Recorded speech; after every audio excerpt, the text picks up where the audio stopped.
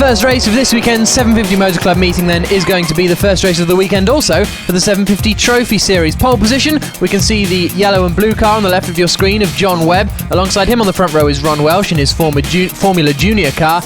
Row 2 is Roger Windley and Paul Gorolini, and Nick Grelle and Michael O'Mahony make up the third row. So a fairly higgledy-piggledy grid here at Mallory Park as we wait for the lights to go out then. It's going to be John Webb leading away from the start. The lights are still on as the revs begin to rise. Ron Welsh has a little bit of a start, and firing through from the mid-pack is Michael O'Mahony, who decides that he's not bothered about when the lights go out. He's off, and as a result he has taken the lead, but somewhat unfairly I would predict. But he's got Roger Windley coming up the inside as they make their way into Gerrard's. That looked like a very confusing start indeed as they all filter their way through. There's Russell Spinks making his way around the outside of Gerrard's, but it's O'Mahony who leads then. But, well, he surely won't have that place come the end of the race. Well, absolutely, and I'm sure there will be a penalty meted out for what was a very blatant jump start. Almost contact there between Roger Windley and John Pancho Webb, who now looks up the inside. It looks like Windley briefly got the lead away, but O'Mahony trying to hang on around the outside there. Webb is through on the inside of him at the right-hand part of the Lake Esses, and now they climb up the hill towards Shaw's Corner for the first time in this 30-minute plus one lap race. Is Windley leading, but very late on the brakes goes Michael O'Mahony, the driver from Cork. He's off the circuit and into the barriers. Well, that's a shame for Michael. He made a great start, probably illegally, but he was running out the front. He was 5 seconds off the pole position time of John Webb, so he was never really going to be battling up the front for much of the race. But Roger Windley from the second row of the grid is the man leading. So second place there is John Webb, then it's Ron Welsh as they make their way into Gerrard's once more. The top four have broken away, and then there's another gaggle of four coming through here. Yes, there is that Russell Spinks car. That's the Hague, isn't it? Number 38. The ex-Paul Mason car that was so successful during the course of last season. Now here comes John Webb looking there on the inside of Roger Windley in car number 2. Not yet able to find a way through, but John Webb doing a great job here in his car, which is the Rawson spare shot, and he locks up what's Roger Windley. He's got his hand in the air, and what's he seen? Turning their way through the hairpin. I think he was just acknowledging the yellow flag, wasn't he? The car off on the outside of the circuit. The race continues then.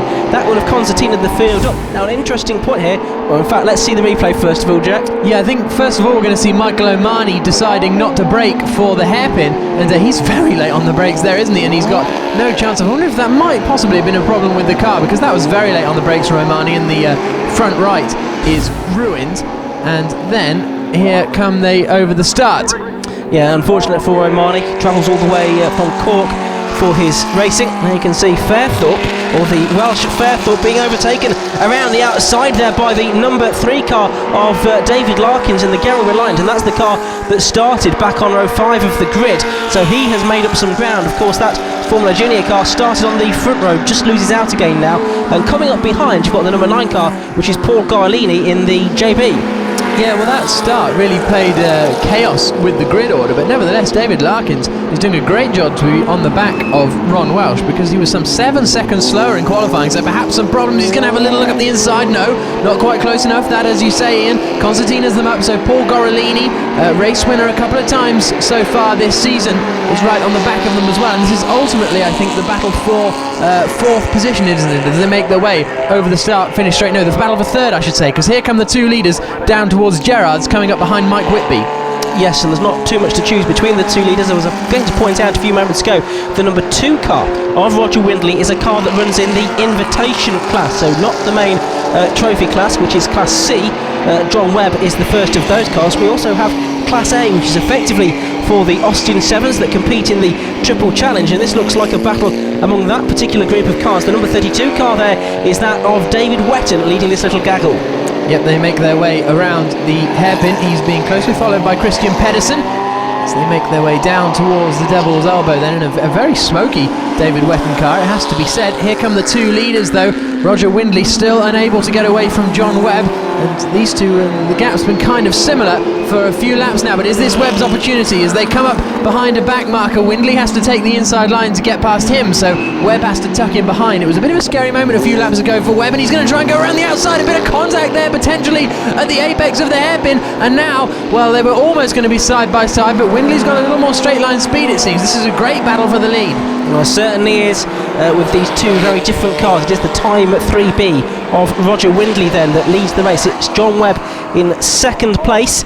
This car we've previously seen out in the hands of David Brand, but John Webb, very experienced as a race driver in his own right, did things like Sports 2000 quite a long time ago now, and look here how he gains speed through the corners over the number 2 car, and he runs side by side with the race leader all the way around the outside at Gerrard's Bend. But on the straights you can see that invitation class car a bit more powerful, and Roger Windley able to pull away again. Into Lake Esses then, another back marker to contend with in a few moments' time, but it's a smoky one as well as they make their way up the inside fairly comfortably down towards the hairpin, and it's Webb having a little look. He's up the inside, but he's nowhere near close enough, and he's much more nimble round the corners, as we saw a few moments ago at Gerrard's. But as soon as the track straightens out, as soon as Roger Windley can get on the loud pedal, he begins to pull away just a tiny bit, which explains the difference in speeds in qualifying, yet at the same time why Windley is unable to get past. And here is that number 38 car, which we saw earlier on. That's the Hague, and I think, yes, well, I thought he was making a place up there. Oh, he does, just cuts across in front there. There's the number 73 car coming through as well. That's Nick Grelle in the Jeffrey Mark 1, leading this little group of cars as they come through to complete another lap. Over the line they go. Now there is, I think I've seen a little bit of an oil trail around the circuit, because we have seen a couple of smoky cars out there, but here comes Spinks then, making his way past Grelle into Gerrard's. You mentioned a smoky car earlier on. I think David Weston, one of those. I think he's now out of the race, which is a great shame. But here's that battle for the lead. Oh, and late on the brakes and locking up is John Webb. Can he find a way through on the inside? I think he was far too far back to make that work. They go past the number 4 car of John Skevington in his Austin 7 Ulster, who's in the Triple Challenge, a great supporter of Austin 7 racing. Of course, it was the 7s that got the 750 Most Club going all those years ago. Over the line, a bit more of a gap between the two leaders now, and here's that battle once more. It's Russell Spinks still involved. Yep, breaking down into the right-hander, and it looks as though Nick Grelle has lost out another position to Don Rawson then. That's Don Rawson there in the silver number 1 machine as they make their way towards the Devil's Elbow. So Nick Grelle losing a couple of positions on that lap. So I wonder if he's got a little gremlin, because he qualified up in 5th position as they make their way over the start-finish line once more. There is Grelle right up behind Don Rawson as they come across the line this time.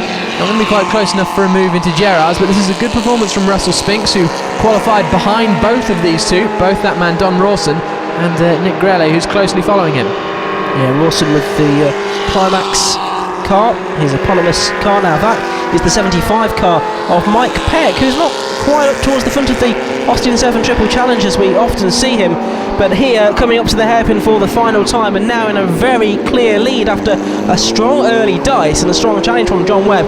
Roger Windley looks to have made this race his own. He passes the car there in the background of Michael O'Mahony that we lost on lap 1. Out of the Devil's Elbow for the final time. The checkered flag is made ready, and it's a win in the first race of the day for Roger Windley in his time 3B. He comes from the invitation class though. Here's a gaggle of cars coming over the line. That's Don Rawson just heading Nick Grelle home for 5th position. Russell Spinks in the end down in 7th place. We'll have Earlman Hinnick across the line in 8th position, and there is our 2nd place man, Jack, and that is John Webb. Yeah, he dropped a long way back in the end, didn't he, John Webb? Some 19 seconds, almost 20 seconds in fact, as the Fairthorpe of Ron Welsh comes across the line this time. And we had the Triple Challenge winner through there as well, I think, and that was Gregan Thruston.